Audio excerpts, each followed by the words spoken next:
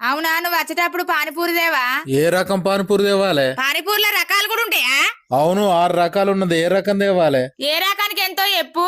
పానీపూరి అయితే 10 రూపాయలు, స్పెషల్ పానీపూరి అయితే 12 రూపాయలు, వెరీ స్పెషల్ పానీపూరి అయితే 15 రూపాయలు, ఎక్స్ట్రా స్పెషల్ పానీపూరి అయితే 18 రూపాయలు, డబుల్ ఎక్స్ట్రా స్పెషల్ పానీపూరి అయితే 20 రూపాయలు, సండే స్పెషల్ పానీపూరి అయితే 25 రూపాయలు. అదొక ఆదివారం అయితేనే దొరుకుతది. ఇవి వేరు వేరు రుసులు ఉంటాయా?